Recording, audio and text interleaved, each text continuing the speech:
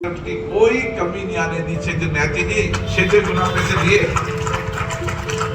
लेकिन आप देखो जनता, कोई ने मना नहीं किया। हर आदमी के नाम ऐसा मेरे 10 दे दो, मुझे 20 दे दो, 50 मेरी तरफ से, 100 मेरी तरफ से। मतलब देने वाले लंबे थे, मिलने की कमी आ गई थी। हालत ये थी, मतलब देने वालों की कोई कमी नहीं थी, देने वाले 100 मिल नहीं रहे थे। और सीएम प्रेसिडेंट की हालत होगी। कोई गांव ऐसा नहीं है जिस गांव में डॉक्टर पारिक साहब की, डॉक्टर जिंदल साहब की और डॉक्टर गोयल साहब की हमने वीसी कराकर लोगों को नहीं समझाया। एक एक को समझाया कि ये हो जाए तो ये करना है, ये हो जाए तो ये हो जाए। मतलब एक एक वीसी करके समझाया। फिजिकल इतनी जगह जाना संभव नहीं था, वीसी करके समझाया। तो ये सब काम कोरोना में किए और लोग सवाल पूछ लेते हैं 10 साल में क्या हुआ। हम अगर जवाब नहीं देंगे ना तो लोग चलाते रहेंगे। 10 साल में उन्होंने क्या किया, अब सुनो उन्होंने क्या किया। जमीनों पे कब्जा किया, दादागिरी, गुंडागिरी, कोटियां बनाई, इसके अलावा क्या किया बताओ। एक सामाजिक काम बता दे कोई भी नेता, एक भी। मैं भी 30 साल से राजनीति के अंदर हूं, 30 साल से कम जन सहयोग से 1 लाख लोगों के घर पे उस समय हमारे कार्यकर्ता भोजन की किट का 1 लाख। जहां हॉस्पिटल में देखते थे रजाई कंबल नहीं हुआ, रजाई कंबल देते थे। जो देखते थे छाती लगाए बेटा धूप में, बेटा उसकी छाती देते थे। पोषण किट देखा, जब बच्चे मरे तो लोगों को लगा कि गरीब है तो आप सबने पोषण। कितने डॉक्टर हैं जिन्होंने पोषण किट करके उनकी जांच कर करके, कितनी महिलाएं डॉक्टर हैं जिन्होंने जांच करी और पोषण किट करके उनको पोषण किट, कितनी महिलाएं लगी हुई है। हर महीना उनकी फ्री में जांच करती है, ये करती है। कभी आपकी लाइफ में कभी पहले कोई पोषण किट मिलते देखे थे क्या बताओ। कभी निजी तौर पर सहयोग से कोई पोषण किट आप सबने जांचें करती थी एक की महिलाओं की, हर महीने जांच करने के बाद पहुंचे। मतलब कोई तरह की कोई जो भी अभाव देखते थे कि ये अभाव सरकार पूरा नहीं कर सकते, उन अभावों को समाज का सहयोग लेकर पूरा किया। 3 एम्बुलेंस लगा रखी, 27 तरह की जांचें होती थी, दवाई देती थी। क्योंकि कई बार गांव में पता ही नहीं चलता था, बेटा ब्लड प्रेशर हो गया, उसको पता ही नहीं मेरा ब्लड प्रेशर महीने 6 दिन 2 साल से चल रहा है, शुगर बढ़ी हुई थी, पता ही नहीं। आज आप मेडिकल का इतना इंफ्रास्ट्रक्चर थोड़ी है कि आदमी शुगर जांच करा ले, बीपी जांच करा ले। आदमी शहर का आदमी तो सब हर 6 महीने साल भर में जांच करता है। गाँव का व्यक्ति तो पता ही चलता, जब एक्सपायर होता है जब पता चलता है कि उसकी बीपी इतना था, उसकी शुगर लेवल इतनी। सामान्य जांचें भी गांव में नहीं होती थी, सामान्य जांचें। तो ये लगा कि सामान्य जांचें नहीं होती तो किसी को कहा, उन्होंने 3 एम्बुलेंस भिजवाई। मैं उनको धन्यवाद देता हूँ माता जी को। 3 एम्बुलेंस और 27 तरह की जांचें और दवाइयां। मतलब जो कुछ भी संभव हो सकता था, एक मानवीय संवेदना का पहलू रखते, कोई दिक्कत जो भी देखते थे। अब 22 बच्चे जेके लोग मरे, हम भी नेता थे, मिलके भाषण देके चल जाते। हमने बात कहाँ पकड़ी हुई है, हमने बात पकड़ी है 22 बच्चे जो एक्सपायर हुए, ये एक्सपायर क्यों हुए, हमने बात पकड़ी। फिर बच्चे एक्सपायर क्यों हुए, तो जब मैंने बच्चों की माता के घर पे गया मैं, तो मैंने देखा कि उनका तो वजन ही नहीं है बच्चे पैदा करने का। घर पे गया तो भोजन भी नहीं। मैंने पूछा क्या हाल है, उन्होंने कहा कि जो कमाती हूँ पति बच्चे को खिलाता हूँ, बच्चे को खा लेता हूँ। अब आप पौष्टिक उसको भोजन नहीं मिलेगा तो कैसे बच्चा और कैसे मां सुरक्षित रहेगी। जब दिमाग में बहुत दिनों तक चलता रहा कैसे करें कैसे करें कैसे करें, तो अचानक कोई आ गया। मैंने कहा कि भाई 1000, फिर 2000, फिर 3000।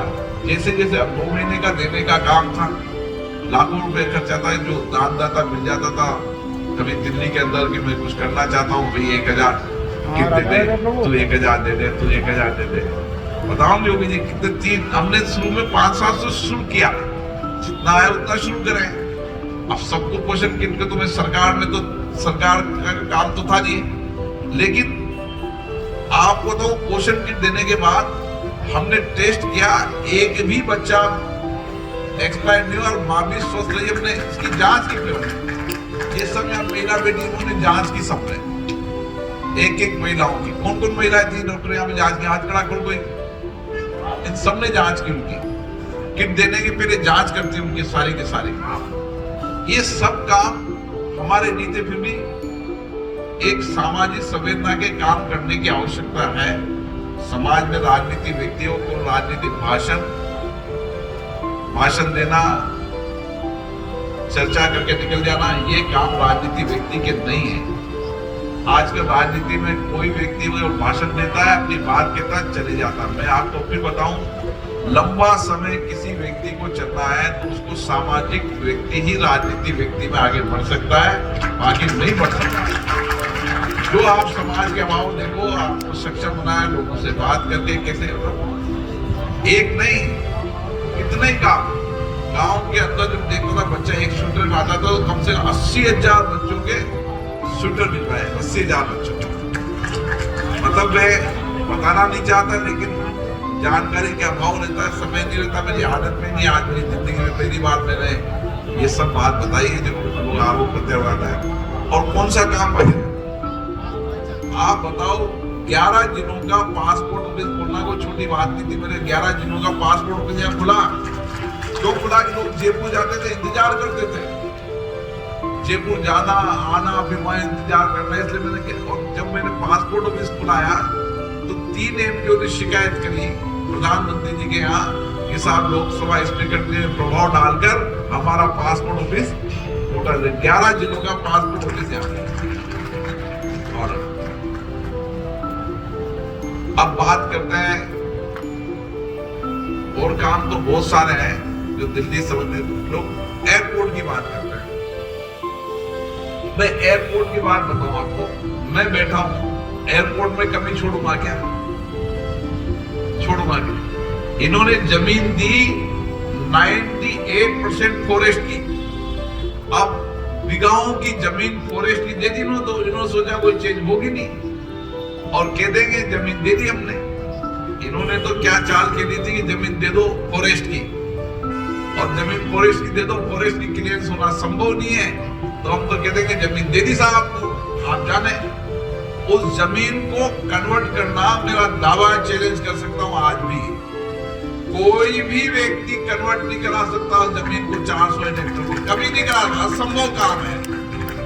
मतलब फॉरेस्ट की जमीन को आप एयरपोर्ट में चेंज कराना, हिंदुस्तान के अंदर कहीं भी इतनी बड़ी जमीन कन्वर्ट हुई नहीं आज तक। मुझे मतलब फॉरेस्ट के अधिकारी मंत्री जब मैं बुलाता था तो कहते साहब संभव ही नहीं है। मेरा फॉरेस्ट मिनिस्टर मंत्री थे, उन्होंने कहा कुछ भी हो भाई, ये तो स्पीकर साहब का काम है, कुछ भी और करना ही पड़ेगा। मतलब उस जमीन को कन्वर्ट करने में मुझे 1 साल लगा, 1 साल।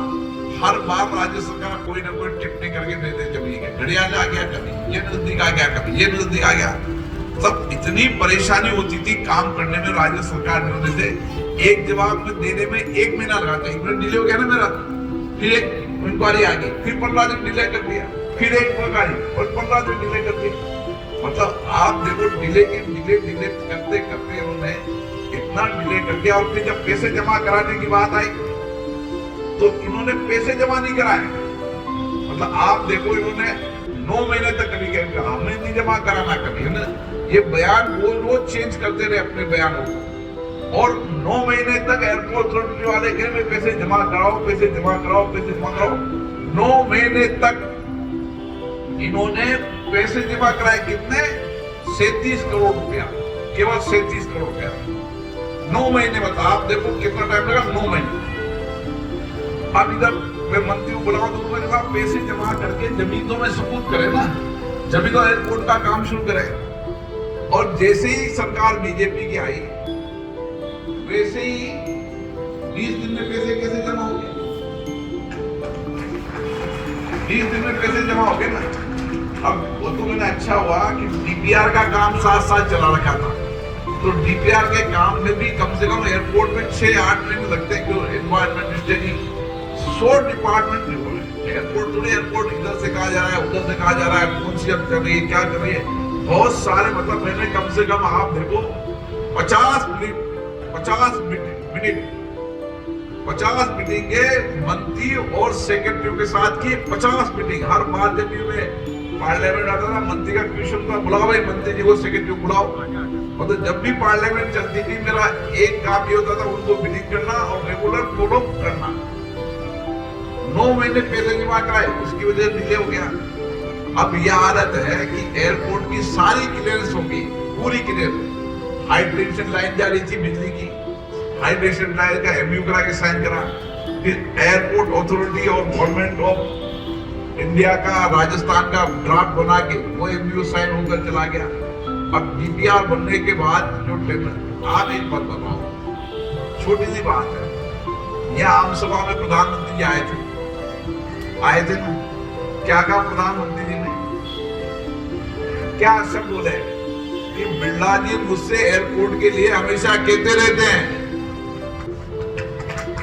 शब्द क्या बोले, बिरला जी मुझसे एयरपोर्ट, क्योंकि मैं इतनी बार उनसे एयरपोर्ट की चर्चा कर चुका था, इतनी बार चर्चा कर चुका था, तो उन्होंने कहते थे यार तुम पैसे जमा करा दो, मैं एयरपोर्ट तुरंत बना दूंगा।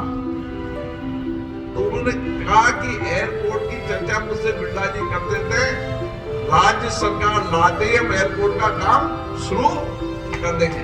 अब एयरपोर्ट का काम तो ऐसा तो है नहीं कि एक सेकंड हो जाए। एयरपोर्ट की अथॉरिटियों की एनओसी लाने में बहुत कठिन काम है। कहां तक की एनओसी लाते हैं?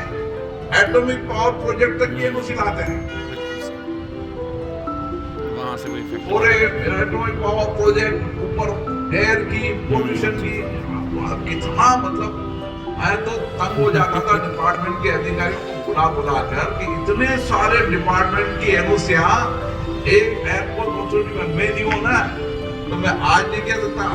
असंभव काम है, मतलब जिस तरीके से असंभव, मतलब मैं एमपी होता तो मैं नहीं करा पाता।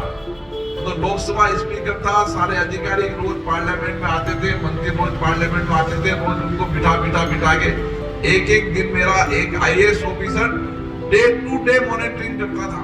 उसका काम ही ये था कि रोज मॉनिटरिंग करना, आज फाइल कहां पहुंच गई, आज इसकी क्या। कभी भी बिना जमीन हैंड ओवर हुए कभी भी देश के अंदर एयरपोर्ट अथॉरिटी के खाते में जमीन हैंड हुए बिना कभी डीपीआर बनने का और एनवायरमेंट स्टडी का काम शुरू हुआ ही नहीं देश के अंदर। मैंने दोनों काम शुरू कर दिए, एनवायरमेंट स्टडी का काम भी शुरू कर दिया, डीपीआर बनाना का काम शुरू कर। कभी नहीं हुआ कोई भी। मुझसे वो कहता अधिकारी साहब कहते कि हम मालिक ही नहीं है, इस जमीन के मालिक ही नहीं है, हम कैसे डीपीआर बनाए, हम इस जमीन के मालिक नहीं, एनवायरमेंट स्टडी कैसे कराए।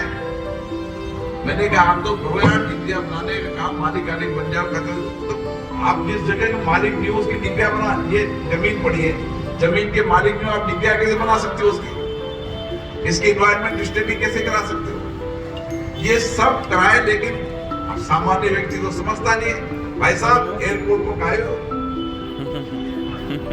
एयरपोर्ट को क्या हुआ। अब उसको समझाना भी बहुत मुश्किल काम है जी। इतनी बात तो मैं आपको बता दी, आप समझते होते। बाकी कौन सामान्य व्यक्ति जो बस एयरपोर्ट क्यों करो, क्यों एयरपोर्ट शुरू जाओ। लोग तो सोचते ना एयरपोर्ट आज बोलेगा बिरला जी खाली शुरू हो जाओगे एयरपोर्ट, बैठने वाला नहीं हो। बोले एयरपोर्ट तो एयरपोर्ट है साहब। कोई भी जगह एयरपोर्ट बनाने में कितना टाइम लगता है मुझे पता है। ये तो इतनी जमीन अगर ये हैंड ओवर कर देते तो अभी तक काम शुरू हो जाता। अगर 8 महीने पहले पैसे जमा कर देते तो अभी तक प्रधानमंत्री, और इन्होंने क्यों नहीं किया, तो बार समझ रहा कि क्यों नहीं किया इन्होंने। ये नहीं चाहते थे कि प्रधानमंत्री जी एयरपोर्ट का शिलान्यास करने आए, और तो जानबूझ के इन्होंने तरह अशोक गहलोत चले गए जमीन पे। मैंने कहा पैसे जमा करा, हाँ बिरला जमीन कहता हूँ, हाँ भी कहता हूँ। मैंने कहा था कल जमा हो जाएंगे, परसों जमा हो जाएंगे। मैंने कहा ये मुझसे बार झूठ बोलते हैं, कैसे जमा नहीं कराते, कि क्या कारण। तो पता चला एक दिन उसने कहा कि साहब ये देखो जमा नहीं कराएंगे, चाहे आप कुछ भी कर लो, इनकी नीयत खराब है। ये नहीं चाहते कि प्रधानमंत्री कोटा में आए और एयरपोर्ट का शिलान्यास करें, इनकी नीयत ठीक नहीं है क्या। तो फिर मैंने कहा नीयत ठीक नहीं है तो सरकार, जब मैंने फिर प्रधानमंत्री को कहा, प्रधानमंत्री ने कहा कि ठीक है राज्य सरकार आने के बाद कर देंगे। अब कौन सा काम बताओ आप बाकी रह गया कोटा का, कौन सा काम बढ़ कर गया। हाँ एजुकेशन कॉरिडोर, शिलान्यास तो वो तो बता ही दिया ना मैंने आपको। आप बताओ बिहार से एक मिनट बताओ, अधिकारी स्थिति नहीं रखना चाहता। आप देखो ये व्यक्ति हॉस्पिटल के 27 करोड़ रुपए बकाए थे, मेरे पास 3 बार आए, वो 27 करोड़ दिलाए। बिहार 3 की लेब 7.5 करोड़ की यहाँ पर लगाई ताकि हर तरह की जांच हो सके। और मैं पूछता रहता था कि और पहली बार बोला, और मैं पूछता रहता था भाई ऐसी क्या मशीन है, ऐसी क्या मशीन है जिसको वोट लगाए ताकि यहाँ पर सारी जांचें हो सके। मेरा तो इतना ही निवेदन है कि हम सबको ये बात आम जन तक पहुंचाना चाहिए, मेरा ये निवेदन है। आप सब लोगों प्रबुद्ध जन है, आपके पास हजारों लोग, आपके पास हजारों लोग आपके पास आते हैं, हजारों लोग मिलते हैं। ये लोग व्हाट्सएपों पर झूठी बातें ऐसी झूठी बातें चलाते हैं और व्हाट्सएप चलाते हैं। हमारे जीवन पे क्या लगाओगे जी? 2003 से चुनाव लड़ना है, 2003 का लड़ लिया, 2008 का लड़ लिया, 13 का लड़ लिया, 14 का लड़ लिया। इस जनता ने हमेशा आशीर्वाद दिया है, कोई कभी छोड़ी नहीं, बता आशीर्वाद भी डबल दिया हर बार। क्या मैं कोटा का कभी नहीं भूल सकता है जिंदगी में, इतना आशीर्वाद दिया है कि मुझे लगता नहीं कि एक एक व्यक्ति ने अपनी ताकत से ज्यादा प्रयास करके मुझे चुनाव जिताया है, अपनी ताकत से ज्यादा प्रयास। मुझे तो पता भी नहीं रहता था, लेकिन लोग लगे रहते हैं टेलीफोनों पे, जो भी मिलने वाले धड़ टेलीफोन करते हैं ना, भैया ध्यान रखना। आखिर ये विश्वास भरोसा मैंने कभी खोया नहीं लोगों का, ये सब विश्वास भरोसे में चलता है। झूठ जो आधार पर कभी नहीं चलते, असत्य के आधार पर चलते हैं। कभी भी मैं राजनीति के अंदर पहुंची है, मैंने कितने चुनाव लड़े, इतने लोगों के खिलाफ लड़े, लेकिन मैंने घटिया अवरत और धमकियों की बात नहीं की। क्या मैंने कभी भाषा संसदीय रखी, किसी कैंडिडेट के बारे में कुछ बोला नहीं, और कभी भी जिंदगी के अंदर किसी पे आरोप प्रत्यारोप नहीं लगाया। सब जनता सबको जानती है, लेकिन जिस तरीके के चुनाव में इस तरीके की बात करते हैं, वो अपनी ताकत अपनी तरफ नहीं देखते। भाई तुम ये लाए कहां से? ये जो साम्राज्य तुमने खड़ा किया, इस साम्राज्य का बताओ तो सही में, तुम कहां से, क्या है तुम्हारे पास काम बिंदी है, तुम बताओ। ये साम्राज्य खड़ा कर लिया तुमने, ये तो बताओ ना। साम्राज्य कहां तो खड़ा होगा ना इतना बड़ा, ऐसा सबको पता है। लेकिन क्या है कि जानकारी के अभाव में अपन बोलते नहीं है, अपनी बात नहीं कहते, तो लोग बात सामने वाले सवाल करते रहते हैं। अपन जानते हैं, लेकिन दूसरों को कन्विंस करने का समय आ गया है कि हम 4 दिन में सब लोगों को बात बताएं, अधिकतम लोग मतदान करें, ज्यादा से ज्यादा लोगों को मतदान करने के लिए प्रेरित करें। कोशिश अपनी ज्यादा लोगों को प्रेरित करने की हो, ताकि अपन 100% मतदान की ओर बढ़े। एक निश्चित से सब मतदान करेंगे, लेकिन मतदान करा दे ये भी हमारी बहुत बड़ी जिम्मेदारी है। मतदान करने नहीं जाते गर्मी के अंदर। तो ये कौन थे? लोकसभा स्पीकर ओम बिरला जी भाषण दे रहे हैं। तो वोट दोगे आप? वोट सबको देना है। आप नहीं दे पाओगे, क्यों? 18 ईयर्स के नहीं हो, ईयर्स के नहीं है, तो अभी आप 9 ईयर्स हो, 9 ईयर बाद देना, ईयर बाद। सबको बोलो वोट दो।